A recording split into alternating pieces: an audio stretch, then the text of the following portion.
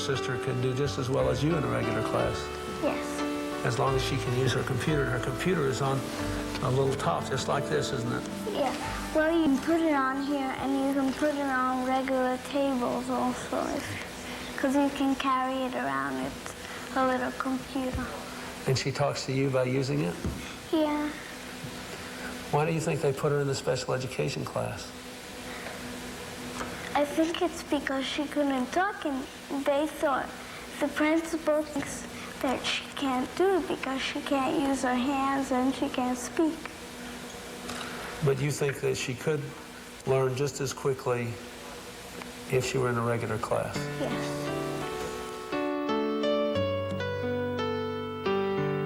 From the time we're children, we learn that people with disabilities are different, and we need to be separate. In school, on the job, in life. The truth is, we learn by living and working together, and each of us has something unique to offer. Bye. I'll see you later. Bye. Kids are great. I like talking with them because they're so creative. They always have a fresh point of view. That's what we'll try to do in this video. Take a look at disability from different perspectives, from personal experience. We'll visit with people who have disability. Some are communication related, like blindness and loss of hearing. Other people we'll talk with are physically challenged. Let's start with our program by looking at how disability awareness can enhance communication in our workplace. With certain disabilities, communications are often enhanced by simply rethinking traditional techniques. Visual disabilities, hearing disabilities, and developmental disabilities. Let's take a look at each of these. Teresa, I'm sorry the way I acted before. You were right. I don't need any help. Actress Patty Newmeyer is sensitive to the effect her blindness has on the public, who often see her as a role model. But she doesn't shy away from controversial scenes that show people with disabilities are people first. Yes. So what did you think of my piece about the blind news vendor? Did we come here to talk or to make love? Teresa.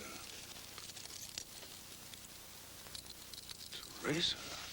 Give me your hand. Teresa. All right, I'll let them know if I need to have any more information. Right.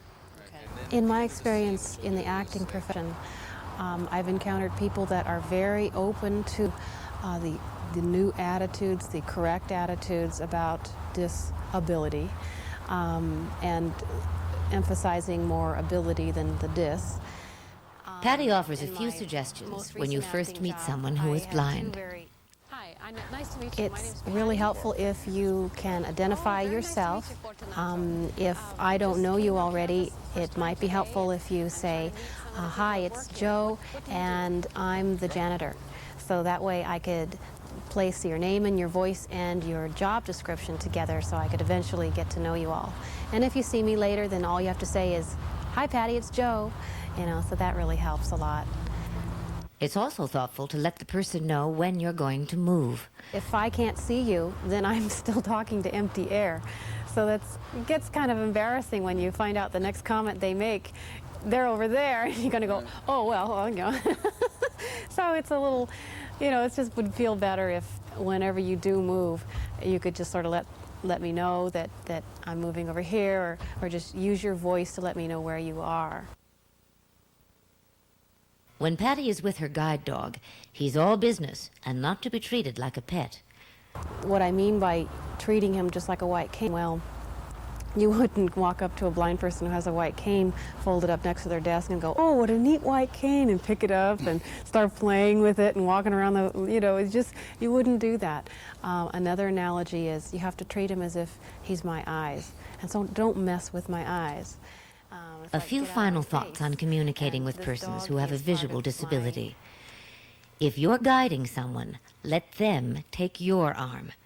It's better to say, may I may I take you there? Here's my elbow. And then I can reach out and find it. I would much rather take the guider's arm, the back of their elbow. There's a certain position called the sighted guide grip, and it lets me know when you're turning right and left and when you're stopping and going. Go about 40 feet, down 2 more stairs, turn to your right, and just walk straight ahead. Try to be specific when you give directions. I would probably ask you at that point, say, well, which way did you just point? To the right or to the left? Is it 1 block away, or that kind of a thing? And how many streets would I need to cross? Real specific directions. 10-4 David, do you have anybody on board that needs to continue downtown? Accept the person's blindness as part of who they are, not separate. I'm not a blind person. I'm a person who happens to be blind and 5'8" and 175 pounds and a whole bunch of other things. You know, it's just a part of my character. And so ultimately that has to be integrated in with my total being. And rather than it sorted out and, you know, thumb up or thumb down as blind, separated from everything else. I'm sure anyone with a disability would probably say the same thing. Don't separate my disability from me and throw it in my face. Teresa? Floyd, you've got a lot more to offer than 20/20 vision. All right. I do want to be there. You come with me.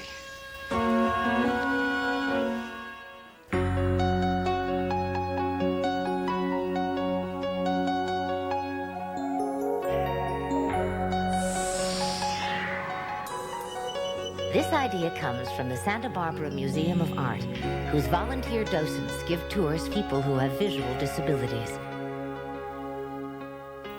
We have a really good collection of Greek and Roman sculpture at the museum, and we got permission from the curators to be able to issue gloves to the people so that they could actually feel the marble. And we just pointed out, described to them what exactly they were feeling, that it was a part of a large statue or a small, and give the information about the artwork just as we would to anyone who was sighted, but they experienced it through feeling as well as we were saying to them, and it was very, very important to them. In preparing myself to do it, I just imagined that I couldn't see it and what I would like to hear about it. Most people have a feeling about people who with disabilities. They look at them as somebody who is sick and who will never get well. And oftentimes they're not sick at all, not at all. And we need to just change our attitudes and our awareness, and we can accommodate all their special needs very easily.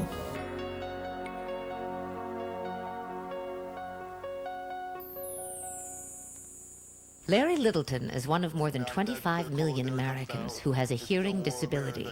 For Larry, who is 100% deaf, not being able to hear his own voice is only an inconvenience. I have a really interesting job. I go out all over the city and I teach energy conservation in people's homes. So I go up to them and I tell them, hi, I'm from the electric company. I'm here to do your survey. I'm deaf, I can't hear, but I can read your lips. And from there, we go on. The confidence Larry brings to his work is not always shared by employers. People are afraid of deaf people. So therefore, they don't give them the opportunity to try and to succeed. They think, oh, this person's deaf, I can't communicate with them, and they make wonderful employees. I think one of the most important things that we do in our agency is breaking down those barriers with employers. You know, we call employers up and we talk to them about hiring deaf people, and before the deaf person ever steps through the door, we have the chance to educate them about what valuable employees that they make and how simple the accommodations can be to allow them to do the job. We know that 10% of Americans have a hearing disability. Many use sign language, so learning basic phrases can be another excellent way to increase communications.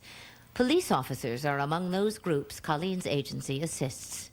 Basically taught them everyday pleasantries, how to say good morning, good afternoon, good evening, how to say please and thank you. And I teach them basic sign language. so that when they stop a deaf person for a routine traffic stop, or a deaf person comes in to file a complaint with the police department, or they have to arrest a deaf person, that they can more effectively communicate with that deaf person. Hi, I'm the lead editor with the Southern California Editing Some Company. final thoughts on communicating with persons who have a hearing disability. Try to find out how the person communicates best. Writing, written communication.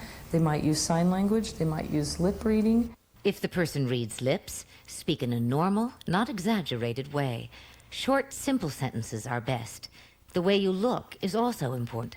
Body language. They rely heavily on body language and facial expressions.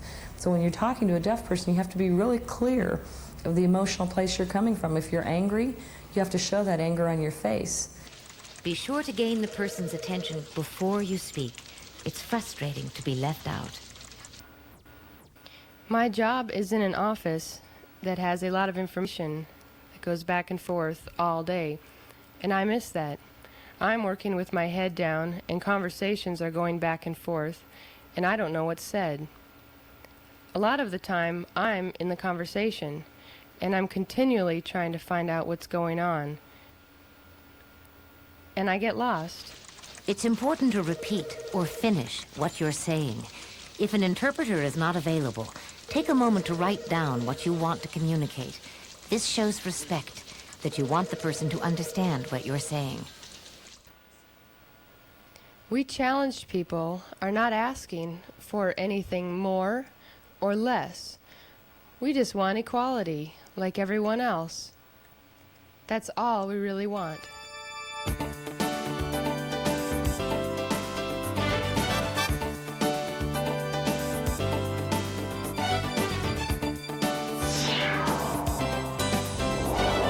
Telephone devices for the deaf, or TDDs, enable people to communicate by transferring key-punched messages over the phone. I use a TDD at work. My job requires that I make 60 to 70 phone calls a day, so the TDD is very important to me. And how many of those would you like? Because of the American with Disabilities Act, every state is required to provide free relay service, enabling people to communicate by telephone when a TDD is not available at both ends. The relay service has opened up so many job opportunities for deaf people because now they can access services. They can work for agencies that require telephone services because they have the California Relay Service. Businesses are also discovering that TDDs are opening up new ways to communicate with their customers. There are a few restaurants in town that have purchased TDDs. Now I can call and make reservations or even get a pizza delivered. It's great.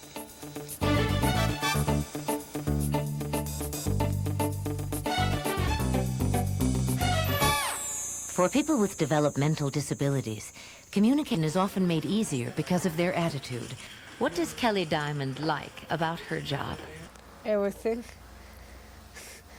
Because I like everything because people's nice and I talk to them and the managers I like too. They're really nice. I think with attitudes, I think it's always good to remember that every one of us is a unique human being. We all have abilities, we all have disabilities. And to prejudge someone on the color of their skin, the fact that they use a different mode of mobility or language is really doing a disservice to the employer and to the individual. Find out first what a person's abilities are. You want to know what they can do, not what they can't do. Now, I'm a whiz on a computer because I've done like 100 words per minute on one. Sometimes employers think, oh no, how can I come up with an idea that's going to make this work? Well, ask your employee because they live a life of alternatives, a life of being very creative of how to adapt something. They're the perfect expert to consult. Okay, we're looking at some ideas to help us with communication-related disability. In the second half of our program, let's look at some guidelines to consider when a person has physical disability. When I go out, I find people that are extremely nervous when I walk into a building and they all of a sudden realize, my God, this guy I've been talking to on the phone is in a wheelchair. Walking in the building, secretary is instantly nervous. They start to move things. Things in the building start to move. Chairs, desks, trash cans, boxes. They start cutting this swath through the building. Oh my God, here comes Godzilla. You know, give them 10 feet to go through the building. And then when I There's a fear to it. They don't know how to act. If this person can't use his arms, they don't know if they're supposed to reach out and touch this person, or if they should say hi, or if they should not say hi, because there's a lack of education that people with disabilities are people first. There's not very many don'ts. I'd say most of them are do's, and that's do ask questions, and do ask me about my disability, and do ask me what my needs are, and do ask me what I can do to do a better job. Yeah, there's not very many don'ts, in my opinion. Henry Reed is the vocational counselor for students at a community college, one of many across the country who are trying to dispel common misconceptions by providing special services to employers. What we provide to employers is a pre-screened applicant. We're offering information about the Americans with Disabilities Act. We're offering information about accommodation for the employees they may have on payroll currently. All those things that lead from a transition from college to the work world. The resource guide that comes with this video has names of agencies in your area to help you accommodate persons with physical disabilities. Some final thoughts to consider. When you're speaking to someone in a wheelchair, give the person a comfortable viewing angle. Sit down if a chair is available so you can share the same eye level. Try to keep parking areas and walkways open so that everyone has clear access. Ask before you provide assistance. There is a wide range of physical abilities among people who use wheelchairs, and many do not require assistance. In fact, sometimes people with disabilities are surprisingly physical. 4 years ago, Casey Pierretti lost his right leg to a drunk driver, but he didn't lose his spirit. There's nothing you really can't do. So, like, you should get out there and follow your dreams, and if you work at it and you set yourself up for success, there's like nothing you can't accomplish.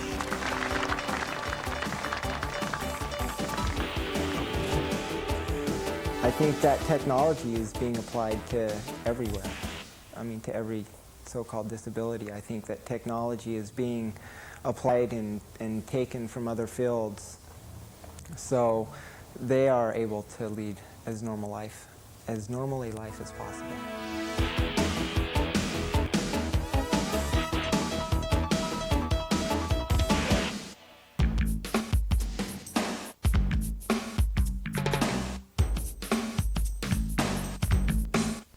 Words have power, and what they mean to you may not be the same to someone else.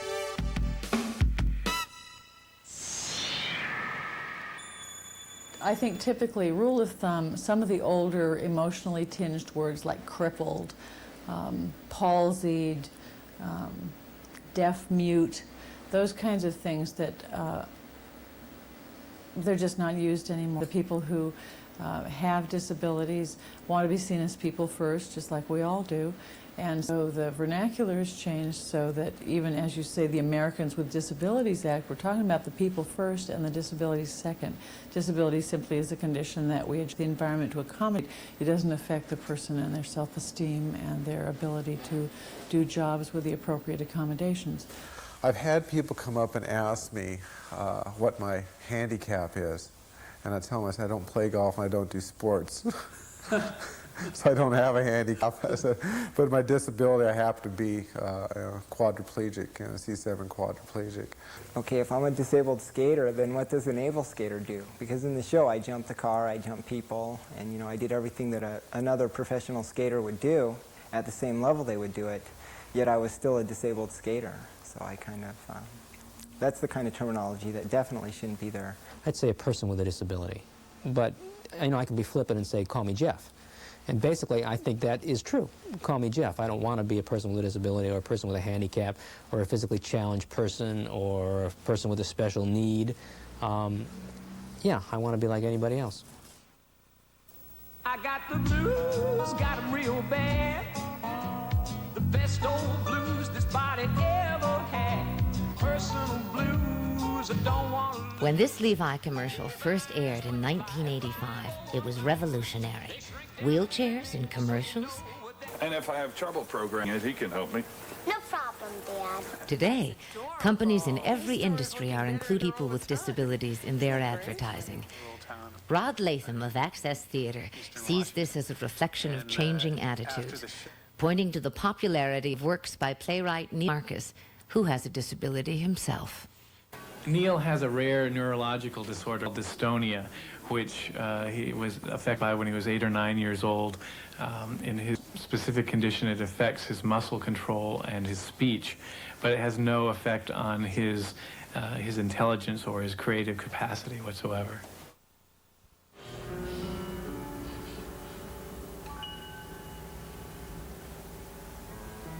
I believe I have a voice, words, feelings, observations, perceptions, thoughts that can move the world.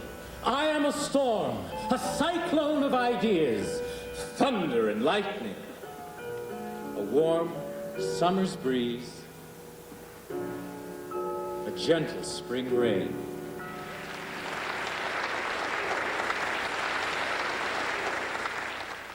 As you can, I be a bullshit, and be I am there, above, be cast,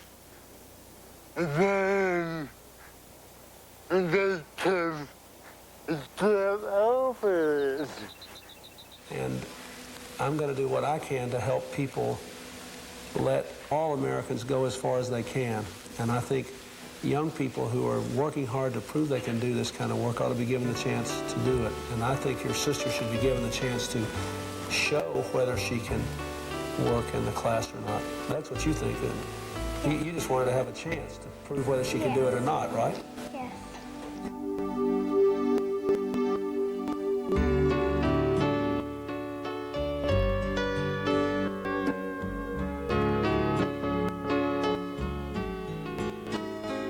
This video is available in open and closed caption formats. It may also be ordered with audio description. For additional information, call the Idea Bank. The phone number is shown on the video cassette label.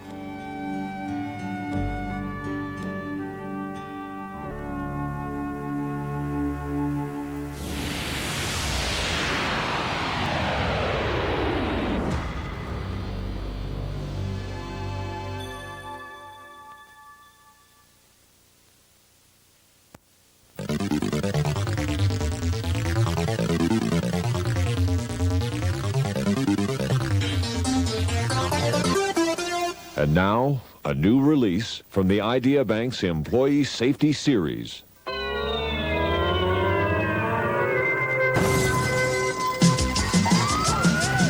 units, there's a forklift in progress, 682 West Lincoln. Suspect baby R. Proceed with caution.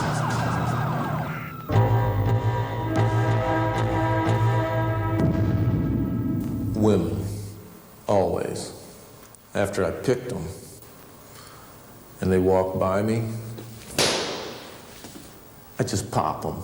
682 West Lincoln. Roger, we're on our way. All units, there's a forklift in progress, 682 West